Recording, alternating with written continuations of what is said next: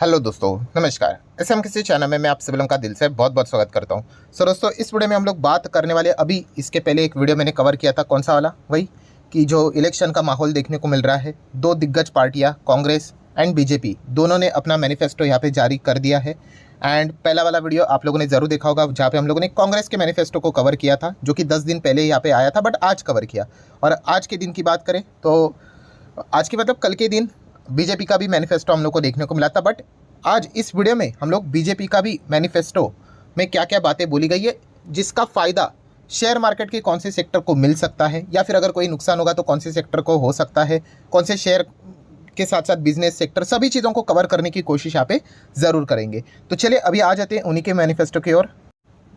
तो ठीक है दोस्तों, मैनिफेस्टो ओपन यहाँ पे कर दिया जा चुका है। आप देख सकते हो लगभग 76 पेज का ये मैनिफेस्टो हम लोग को देखने को यहाँ पे मिल रहा है। तो आप सभी लोगों को पता है, हम लोग पॉलिटिकली कोई भी बातों को कवर नहीं करेंगे, हमें बिजनेस से रिलेटेड पॉइंट्स को कवर यहाँ पे करना है। तो यूजुअली अगर देखा गया तो आप सभी लोगों को पता है, जो चीज़ें अभी पिछले 10 साल में जो सरकार ने जो सेक्टर को बढ़ावा दिया है, उसी से रिलेटेड ज़्यादा चीज़ें हम लोग को देखने को मिलेगी। पहले वाले पार्ट को मैं इसीलिए स्किप कर रहा हूँ बिकॉज काफ़ी सारी चीज़ें पास्ट में क्या उन्होंने किया है उसके बारे में था।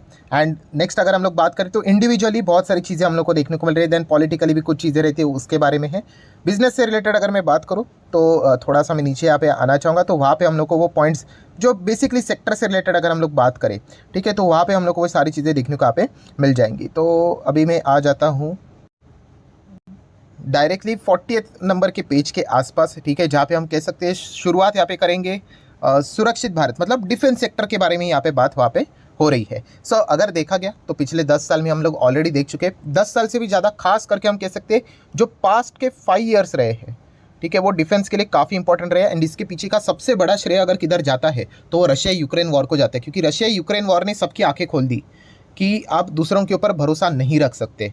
क्योंकि अल्टीमेटली जब वॉर जब स्टार्ट हो जाता है, कोई भी उसमें इन्वॉल्व होना नहीं चाहता है, बिकॉज आप जब वॉर में इन्वॉल्व हो जाते हो तो आपको पता है आपकी इकोनॉमी की, आपके देश लिटरली 10 15 20 साल पीछे चला जाता है। यूक्रेन की हालत देखिए, अमेरिका लिटरली इसको एज अ पैदा इस्तेमाल कर रहा है। तो इस चीज़ के बाद हम लोगों ने एक बहुत बड़ा लेसन लिया, दुनिया भर के काफ़ी सारे कंट्रीज़ ने लेसन लिया कि खुद का डिफेंस से रिलेटेड चीज़ें स्ट्रांग होना बहुत ज़्यादा इंपॉर्टेंट चीज़ यहाँ पे बनती है। एंड इसी से के बाद हम लोग को आत्मनिर्भर भारत का नारा डिफेंस सेक्टर में देखने को यहाँ पे मिला। एंड हमारे स्वदेशी कंपनीज़ को यहाँ पे क्या मिलते हुए देखने को मिले, बहुत सारे ऑर्डर सरकार के ओर से मिलते हुए देखने को मिले। एंड इसी चीज़ को सरकार कंटिन्यू करने की बात यहाँ पे कर रही है, ऑब्वियसली करेंगे ही, ठीक है, उन्होंने ये सारी चीज़ें लाई थी तो ऑब्वियस थोड़ी ना उसको वो डिसकंटिन्यू करेंगे। तो सारी चीज़ें उन्होंने वही बताई है कि और इंफ्रास्ट्रक्चर, बॉर्डर से रिलेटेड, डिफेंस से रिलेटेड वो मजबूत करेंगे, जहाँ जहाँ पे रिक्वायरमेंट पड़ती है उसको मजबूत करेंगे। ये तो हम लोगों को भी पता है कि डिफेंस सेक्टर की अगर हम लोग बात करें तो इसी से रिलेटेड पॉजिटिव कमेंट्री हम लोग को देखने को यहाँ पे मिल चुकी है। प्लस अगर हम लोग बात करें तो इसी से रिलेटेड हर आर्मी, नेवी, एयरफोर्स की अगर हम लोग बात करें, इसको और स्ट्रेंथन बनाने की बात उन्होंने यहाँ पे की है। सो ये एक पॉइंट हम लोग को फिलहाल तो देखने को यहाँ पे मिल रहा है। नेक्स्ट अगर हम लोग यहाँ पे बात करेंगे थोड़ा सा, और अगर यहाँ पे आगे आ जाते हैं तो दुनिया की तीसरी लार्जेस्ट इकोनॉमी, बड़ी अर्थव्यवस्था बनाने की बात यहाँ पे कर रहे हैं, जो कि यहाँ पे बन जाएगा, कोई ज़्यादा दिक्कत नहीं। बिकॉज हमारे जो ऊपर 4th और 3rd नंबर पे जो देश देखने को मिल जाते हैं, जर्मनी एंड जापान की बात करें, दोनों काफ़ी ज़्यादा टफ टाइम से भी गुजरते हुए देखने को मिल रहे हैं। एंड प्लस हम लोग नीचे से ऊपर जा रहे हैं और वो ऊपर से धीमे धीमे उनका परफॉर्मेंस डिटोरिएट हो रहा है, तो हम इजीली उनको बीट कर सकते हैं। 2030 के पहले पहले भी ये हो जाएगा। तो ये भी एक पॉइंट उन्होंने फिलहाल तो सामने यहाँ पे रखा हुआ है। नेक्स्ट अगर हम लोग यहाँ पे बात करेंगे, उसी के साथ साथ थोड़ा सा आगे यहाँ पे बढ़ लेते हैं, ठीक है, एम्प्लॉयमेंट की बात कर रहे हैं, टैक्स से रिलेटेड बातें हो रही है, ठीक है, वो तो चीज़ें चलेगी। यस, ये एक बहुत ही इंपॉर्टेंट चीज़ है, इसको स्टार मार्क कर लेना। कौन सा? कि ग्लोबल मैन्युफैक्चरिंग हब बनाने की कोशिश भारत की हो, या मतलब चलती रहेगी। इतना ईजी नहीं होता है, ठीक है, जितना बोला जाता है, बट यस, उसी के थ्रू यहाँ पे एक्शंस लिए जाएंगे। एंड इससे रिलेटेड हम यहाँ पे कह सकते हैं, खास करके ऑटो सेक्टर को, ओईएम वाली companies, auto sector, then auto ancillary वाली कंपनियां, उनको काफ़ी अच्छा खासा इसका मतलब यहाँ पे ज़रूर मिलेगा। सो ये एक पॉइंट हम लोग को ज़रूर देखने को यहाँ पे मिल रहा है। अभी ऑटो एंसेलरी में मतलब आपको पता ही है, ट्यूब इन्वेस्टमेंट इंडिया आ जाता है, मदरसन सुमी आ जाता है, जो अभी मदरसन इंटरनेशनल बन चुका है, उनो मिंडा है, बहुत सारी कंपनियां देखने को मिल जाती है। सो इनको बेसिकली यहाँ पे जितना हो सके सरकार मदद करने की कोशिश यहाँ पे ज़रूर करेगी। प्लस उसी के साथ साथ अगर हम लोग यहाँ पे बात करें तो ऑटो एंसेलरी को फ़ायदा होगा तो ऑटो को भी होगा, ये भी पॉइंट हम लोग को पता है यहाँ पे होना चाहिए। प्लस उसी के साथ साथ डिफेंस मैन्युफैक्चरिंग को भी प्रमोट करने की कोशिश करेंगे, ठीक है, ये भी एक पॉइंट फिलहाल तो उन्होंने मेंशन करके यहाँ पे रखा हुआ है। ये तो ऑलरेडी अगर हम लोग देखें रेलवे से रिलेटेड, डिफेंस से रिलेटेड सारे पॉइंट्स हम लोग को पहले भी देखने को मिले थे, वही चीज़ें कंटिन्यू होती हुई देखने को यहाँ पे मिल रही है। देन अगर हम लोग बात करें दोस्तों, तो एक बहुत ही इंपॉर्टेंट चीज़, यस, एविएशन सेक्टर को भी सरकार ज़बरदस्त बूस्ट देने की बातचीत यहाँ पे कर रहा है। ये एक नया पॉइंट है जिसको आप ज़रूर नोट यहाँ पे कर लेना। मतलब बाकी कैसे होता है पता है, हमें पहले से ही पता है, डिफेंस की बात होगी, एनर्जी की बात होगी, एआई की बात होगी, जो आगे लिखा हुआ ही है, आपको भी पता ही है, बस हम लोग पढ़कर मैं आपको यहाँ पे बता दूंगा। बट हाँ, एविएशन से रिलेटेड सरकार ने खास फोकस देने की बातचीत यहाँ पे की है, तो ज़रूर आप इस पॉइंट को यहाँ पे नोट कर सकते हो। तो एविएशन वाली जो कंपनियां हैं उसमें अगर देखा गया तो आपको पता है शेयर मार्केट में गिनी चुनी कंपनियां हैं, उसमें एक इंडिगो है एंड दूसरा स्पाइसजेट है। बाकी कंपनियां तो मतलब नज़र भी नहीं आती है, ठीक है। देन वेसल्स की बात करें, शिप्स की बात करें, तो उसको भी मजबूत बनाने की कोशिश उन्होंने की है डिफेंस के मामले में। तो ये एक पॉइंट हम लोग को देखने को यहाँ पे मिल रहा है। तो हर एक सेगमेंट को बढ़ावा देने की बातचीत उन्होंने की है। देन टेक्सटाइल की बात करें, टेक्सटाइल मैन्युफैक्चरिंग को भी बढ़ावा देने की बातचीत उन्होंने यहाँ पे की है। तो टेक्सटाइल सेक्टर भी फोकस में आप चाहो तो थोड़ा बहुत यहाँ पे रख सकते हैं। अभी ओवरऑल अगर देखा गया एक टेक्सटाइल सेक्टर में हम लोग को स्लो डाउन ही फिलहाल तो देखने को यहाँ पे मिल रहा है। सरकार ने बीच में कोशिश भी की थी, पीएलएस स्कीम्स भी प्रोवाइड यहाँ पे किए थे, बट डिमांड ही हम लोग को स्लो डाउन होते हुए देखने को यहाँ पे मिला था एंड रॉ मटेरियल के प्राइजेस भी काफ़ी ज़्यादा हायर जाते हुए देखने को मिले थे। तो अल्टीमेटली कंपनीज के रेवेन्यूज तो बढ़ रहे थे, बट मार्जिन्स में हम लोग को इंप्रूवमेंट देखने को नहीं मिल रहे थे। तो स्टॉक्स हम लोग को एक ही जगह पे बैठे हुए अभी भी देखने को यहाँ पे मिल रहे हैं, ठीक है। नेक्स्ट अगर हम लोग बात करेंगे दोस्तों, तो वर्ल्ड क्लास इंफ्रास्ट्रक्चर की बात यहाँ पे हो रही है। देन कार्गो ट्रांसपोर्टेशन की बात हम लोग को होती हुई देखने को यहाँ पे मिल रही है। सो इंफ्रास्ट्रक्चर की एक बात करें तो आपको पता ही है, सरकार हमेशा जितना हो सके ज़्यादा से ज़्यादा कैपेक्स करने की कोशिश करते हैं, और कैपेक्स होना ही चाहिए। इसका अनाउंसमेंट कब होता है? बजट के दिन हम लोग को देखने को यहाँ पे मिल जाता है। क्योंकि अगर आपको डेवलप कंट्री बनना है, जो कि उन्होंने अपने मैनिफेस्टो में भी बोला है, पहले भी कहा था कि 2047 तक हमारा टारगेट रहेगा करके, तो डेवलपिंग से डेवलप जाना है तो कोई भी कंट्री बिना स्ट्रॉन्ग इंफ्रास्ट्रक्चर के, अच्छे इंफ्रास्ट्रक्चर के डेवलप बन ही नहीं सकती। सो इसीलिए इंफ्रास्ट्रक्चर के ऊपर सरकार को खर्च करना ही पड़ेगा, और ये सारे पॉइंट्स फिलहाल तो उन्होंने मेंशन करके यहाँ पे रखे हुए हैं। मेट्रो नेटवर्क्स की बात करें तो उसको भी एक्सपांड करने की बातें की है। देन बुलेट ट्रेन की बात करें तो उससे रिलेटेड भी एक्सपांशन की बातें की है। एंड बुलेट ट्रेन की बात करें तो आप देख सकते हो, उन्होंने बोला है कि we are constructing the first bullet train corridor in country using the experience gain so far. We will initiate feasibility studies for the bullet train corridor in north south east India. मतलब सभी देश में bullet train चलाने का plan वो लेकर यहाँ पे चल रहे हैं। आई नो इस पॉइंट को लेकर शायद से उनको डेफिनेटली थोड़ा बहुत मतलब ट्रोलिंग हो सकती है, बिकॉज अभी भी पहली बुलेट ट्रेन हम लोगों को आती हुई देखने को नहीं मिली है।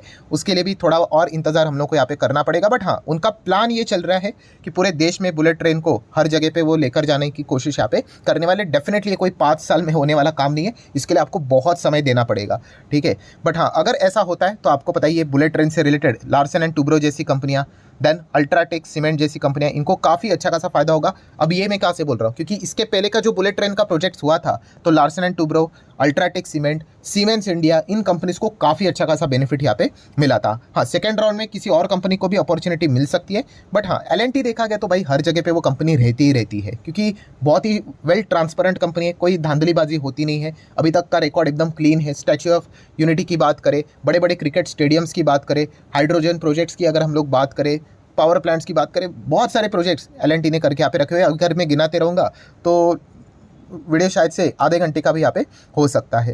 देन अगर हम लोग यहाँ पे बात करें तो और भी बहुत सारी चीज़ें लिखी हुई है।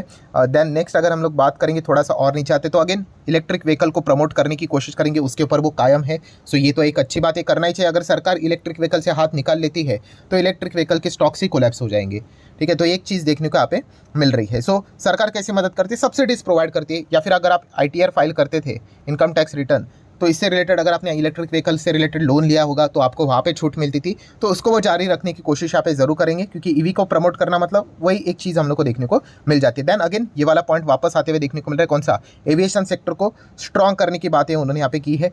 एयरपोर्ट की अगर बात करें तो और भी ज़्यादा यहाँ पे उसको सशक्त बनाया जाएगा, ज़्यादा से ज़्यादा नए एयरपोर्ट्स यहाँ पे डेवलप किए जाएंगे, एक्सपांड यहाँ पे किए जाएंगे, इंटरनेशनल एयरपोर्ट्स बनाए जाएंगे। तो ये एयरपोर्ट्स की बात करें तो आपको पता ही है, अदानी एंटरप्राइज को काफ़ी अच्छा खासा बेनिफिट मिलेगा, क्योंकि मैक्सिमम अभी के एयरपोर्ट्स जो हम लोग को देखने को मिलते हैं वो अदानी के ही पास हम लोग को फिलहाल तो देखने को मिल रहे हैं। सो ये एक पॉइंट हम लोग को देखने को मिल जाता है। नेक्स्ट अगर हम लोग यहाँ पे बात करेंगे तो मेट्रो से रिलेटेड बातें तो यहाँ पे हो ही चुकी है। तो मेट्रो से रिलेटेड जैसे मैंने आपको कहा कि ये आरवीएनएल, एचजी इंफ्रा, ये इंफ्रास्ट्रक्चर वाली कंपनियां, बीएमएल जैसी कंपनियां हम लोग को देखने को मिल जाती है जो इन्होंने मेट्रो से रिलेटेड काम यहाँ पे किया था। नीचे आ जाएंगे तो भाई बहुत ही इंपॉर्टेंट सेक्टर आपको बताइए एनर्जी की, अगर हम लोग यहाँ पे बात करें तो एनर्जी से रिलेटेड भी लगातार बढ़ावा यहाँ पे चलता रहेगा। न्यूक्लियर एनर्जी की भी बात करें, देन ग्रीन एनर्जी से रिलेटेड अगर मैं बात करूँ तो सारी चीज़ें यहाँ पे लिखी हुई है, आप यहाँ पे चेक भी कर सकते हैं। उनका एम ही है कि ग्लोबल मैन्युफैक्चरिंग हब बनाना है रिन्यूएबल एनर्जी। अगर सरकार को ग्लोबल मैन्युफैक्चरिंग हब बनना है रिन्यूएबल एनर्जी में, तो ये एक ही कंपनी के जरिए इनको सबसे बड़ा पॉसिबिलिटी वाला ये चीज़ हो सकता है, एंड वो है अदानी ग्रीन, क्योंकि इतनी बड़ी कैपेसिटी अदानी ग्रीन के ही पास देखने को मिल जाती है। एंड इसी चीज़ के चलते तो कंट्रोवर्सी हम लोग को देखने को मिल जाती है कि इनको इतना ज़्यादा लोन कैसे मिलता है, इतने ही तो असेट्स है भी नहीं इनके पास। तो ये एक पॉइंट हम लोग को जरूर देखने को यहाँ पे मिल रहा है, और इसी के ऊपर वो फिलहाल तो काम कर रहे हैं।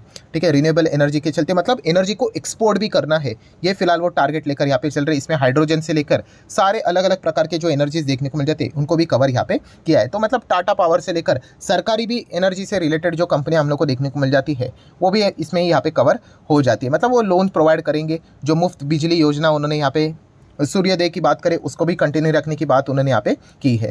तो ये सारे पॉइंट्स जो अभी तक उन्होंने अनाउंस किए थे वही वापस हम लोग को दोबारा रिपीट होते हुए देखने को मिल जाते हैं। अगर कोई नया पॉइंट देखने को मिला है तो वही चेक पॉइंट देखने को मिला है बुलेट ट्रेन वाला, कि एक बुलेट ट्रेन ही अभी और 3-4 बुलेट ट्रेन, मतलब हर एक कोने कोने में हम लोगों को बुलेट ट्रेन देखने को मिल जाएगी, एक पॉइंट उन्होंने रखा है। एंड एविएशन सेक्टर से रिलेटेड अनाउंसमेंट हम लोग को देखने को यहाँ पे मिल रहा है कि इसको भी ज़्यादा से ज़्यादा बढ़ावा देंगे। बाकी बात करें अफोर्डेबल हाउसिंग, उससे रिलेटेड लोन्स आप लोगों को प्रोवाइड किए जाएंगे। ये सारे पॉइंट्स भी फिलहाल तो उन्होंने सामने रखे हुए हैं। देन पीएम ई बस को भी एक्सपांड करेंगे, इलेक्ट्रिक बस को एक्सपांड करेंगे। तो यहाँ पे देखा गया तो आप सभी लोगों को पता है जेबीएम ये कंपनी भी देखने को मिल जाती है, ओलेक्ट्रा भी देखने को मिल जाती है, बट ओलेक्ट्रा अभी एक नए ही झमेले में फंसा हुआ है।